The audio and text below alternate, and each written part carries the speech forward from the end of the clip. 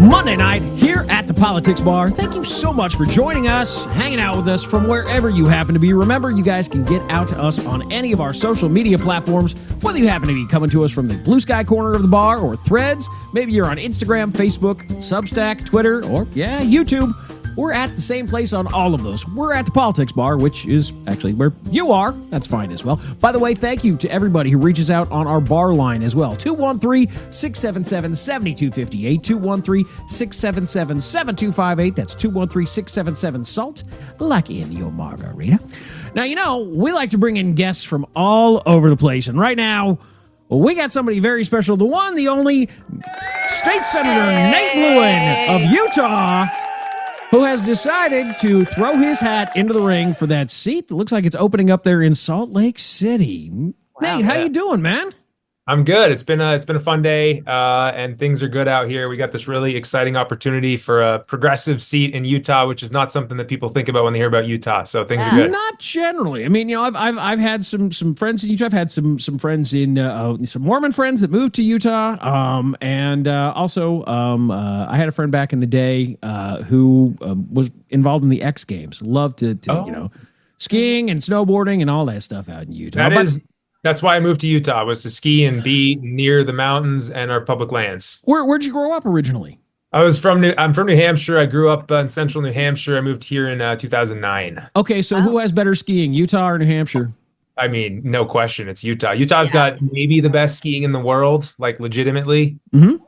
See, I had to ask. I mean, I figured you'd say Utah. I mean, you're from Utah. You're running for the state Senate seat there. Congress. I'm in the state Senate. He's running for Congress now, yes. Yep. That's right. I was wrong. You're correct. You guys got the whole radio. This is fun. I like it. We love this. I mean, the good thing at the bar is that we have a few button bars here behind the bar, and we got good drinks as well. So I've got my my drink, my Cornhusker cup, by the way. My Cornhuskers are playing your Utes on December 3rd. You have at least 2 Utes. Sorry, bad joke, but I think there's a bunch of Utes. Yeah, I know you'll be rooting for them. So for that, yeah, exactly. So okay, from the funny stuff, there is more serious stuff. Obviously, you've had a lot of experience there in Utah, working with, among other things, a lot of green energy type of stuff, solar and wind. Big problem there for a lot of people around the country and other areas of the bar who may not know.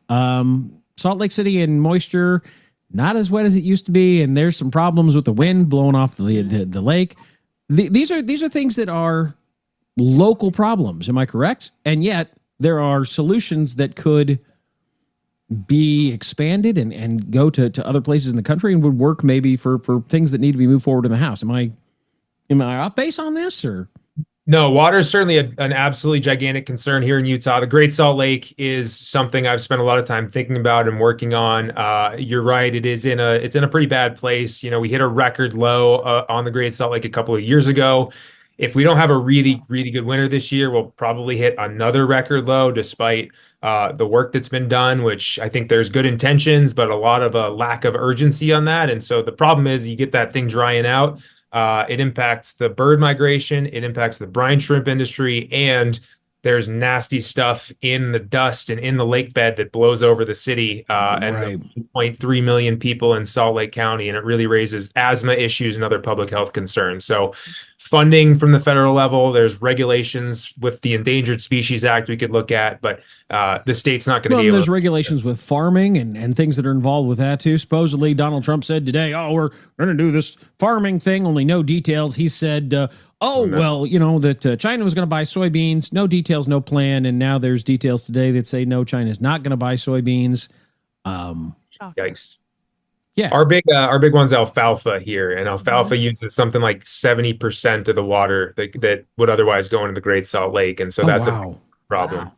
Yeah. So you're saying that there are other things that you guys could grow in Utah that might be a little bit more beneficial to the state, maybe crop-wise, maybe money-wise for the farmers in Utah, and also would help the water in the lake, which helps out everybody in Salt Lake City and the other cities that are in Utah. Totally. Yeah. There's some work that needs to be done to find. There's been some, work on like hydroponic growing and some other hemp and other ideas to work around that. But to their credit, the farmers are like some of the most hardworking people out there, and they just want to do their job. And regardless of anything else, like we've tried to subsidize them to say, hey, maybe you don't grow that last crop of alfalfa of the year. We'll pay you not to do that, but they want to do it and work, and that's there's something to be said for that. True. Yeah. There is credit to go for that as well. I mean, it's we're here after some hard stuff. My pup died yesterday, which is that's hard. Yeah, it sucked. It's hard. Yeah, it's nothing to get done. It was a health issue, and we didn't know about it. And there are a lot of hardworking people, and that's one of the things Jody and I we're talking about in that first segment. She's taking a drink, otherwise she'd ask this question. So, well, here, go ahead. Now you're done. I mean. Well, with regard to what happened to Sean, and I lost my dad years ago and I was working at the time. Luckily, I did get a week off, but that's all I got. But when my cat died, I had a day off. Because it was on a Sunday. She died on a Saturday. It was a Sunday, and then Monday I was at work. Yep. Sean, luckily it's just the two of us that do this show, so. There's only two of us in the bar, other than the people hanging out with us from all over the place, which is great. So if he's out, it's and so with regard to say paid time leave and things like that, a lot of companies right now, if you want to get a new job, they say, oh, your PTO is 3 weeks a year, but that includes sick days, that includes anything at all, not just vacation. So to me, that doesn't seem fair to the average worker. I think if you're sick, you should get that time off, and it shouldn't be taken out of your vacation time. Does that make sense to you?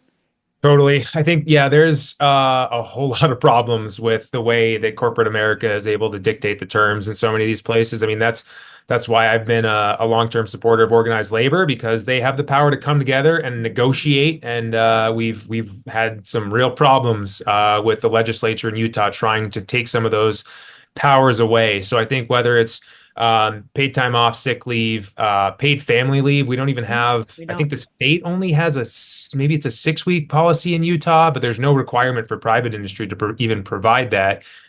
One policy I'm going to propose this year in the legislative session actually is pay transparency, so that at least companies need to put a salary range on their position, because people just underbid themselves. They don't realize what their value is. Right. They put in a lower number, and that sets them up for lower earnings throughout their entire career. And that's especially true for like women and folks who are just not in the habit of, overselling themselves. And so it's really sad that that's a thing that happens. Well, that's a great idea, because before we started doing the show, I was trying to get a new job, and I would only apply to jobs where I knew what the salary range was. Right. Mm-hmm. Makes so much easier. Yeah. Yeah, it's important to know. It's like, oh, that's a great job. I could do that, but I don't know how much they're going to pay, so I'm not even going to bother. Right. And oftentimes, if you do find out, and then, of course, there's the whole thing about people applying for jobs and getting nothing back. Mm-hmm. There are so many things that our government could be doing. And especially as a Democrat in Utah. Yeah. You seem to, looked up a little of your history there, Nate, and you seem to be somebody who understands that just because you're in the minority doesn't mean that you have to give up. That you're still trying to get things done, even if you're in the minority. Am I correct on that? I think my philosophy has been like, look, I represent a district that is 75% or so progressive. I won with a large majority of the vote. Right. People asked for someone who was going to stand up on things like workers' rights and, passing a higher minimum wage, because we still have the $7.25 federal minimum wage here in Utah, which is crazy.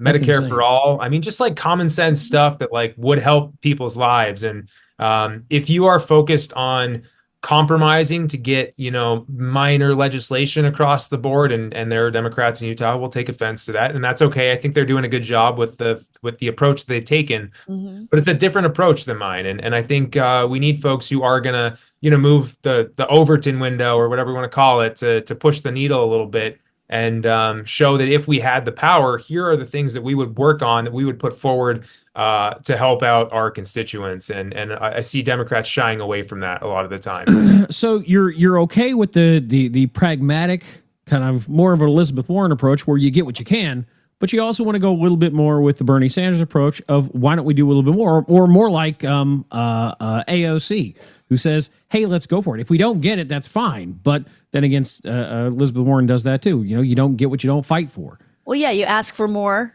and Right. hope that you get what the bare minimum is that you want. That's Jody's right. the idea. Exactly. That's negotiations 101. Right. So yeah, Bernie Sanders endorsed me. Super excited about that. Exciting. Nice. Congrats. And watching that fight over the shutdown and the Obamacare subsidies last month, whenever that was What's still going on? They've got It is- yeah, they, well, they've it's got going on they've got again. what, like 2.5 weeks left, 3 weeks left, something like that. And you Should've got just these kept Republicans. fighting. Yeah. Like we gave up, and like we were fighting for something that people cared about. The people were on our side, and 8 Democrats in the Senate gave up on it. And I think that is that compromise approach. Like we should have held out because they would have either had to give in or like kill the filibuster. And I Well, think there's we a should lot kill of the other filibuster, so. Democrats who are still pushing forward on it and still saying, look, y'all have to come up with something, because you can't beat something with nothing, and nothing is what Republicans have. So they're saying at least extend the ACA subsidies for a year or 2 years, whatever it is. And One of the Republicans. there are some of the Republican centrists who are now going, oh my God, we may have to actually do this because holy crap, we got to run for election. Yeah. Yeah. It's one of the Republicans here in Utah has been pushing higher premiums as the solution, so that people take more responsibility over their healthcare decisions. I'm like, come on, like Higher. really, that's what you got? Or health savings accounts? Like, come on. Yeah. How does that actually help anybody? You know, your granny gets sick and you still have to you're her primary caretaker, and yet you have to go to your other job and you can't. How does that help? That doesn't help the working people there in Utah. Not at all. It doesn't. It doesn't. This guy's a doctor, by the way, that representative. So Why does that not surprise? Let me guess. He has a nice car, Mercedes, maybe a nice SUV there. Yeah, probably. It's funny. A friend of mine is a dentist, and he really would like that Medicare covers dentistry because that would help his older patients a lot. Right. You know, because a lot of dentists find cancer. By the way, my dad, his dentist found his cancer because it was around one of his nerves in his teeth. Oh, wow. And so that's how he discovered he had cancer, because his dentist found it. Right. You know, and so I don't understand why a doctor wouldn't want, say, Medicare for all. It's less paperwork. Yep. Right. Yeah. Exactly. I mean, you know, come on. It's so much. The overhead is nothing. I know a lot of corporations would like it because it would save them a small fortune. Yeah. Just And in hiring people. Yeah. Right. You don't have to go out and look for expensive healthcare. You can have the flexibility to go and fail. Like you can take cool business ideas and move them forward. You don't have to worry about, if I mess it up, I'm not going to be with healthcare. Right. You have to fall back on. And I guess some people would think that's too much help from the government, but I think that's a proper role. I agree completely. It's just some of the ideas it sounds like that you've got are not unusual, that a lot of independents and Republicans probably actually support. If they didn't know that they came from a Democrat, they'd be like, hey, that's pretty cool.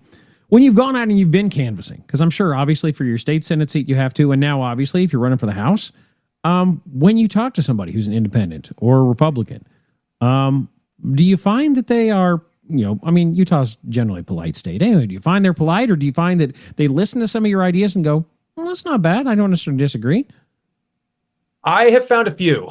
I Okay. found it both ways. I remember early in my state Senate campaign, I actually was out canvassing and met with a delegate from the Republican Party. So someone who is actually like quite involved, who shows up to the community meetings and votes on their candidates and that sort of thing. And we had a nice conversation. He invited me in.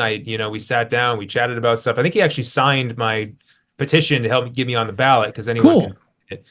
And so, there's respectful stuff like that when you keep it to the issues. And then sometimes I know one of my family members, my in-laws, who is LDS, somewhat conservative, but like very principled and agrees with me on a lot of things.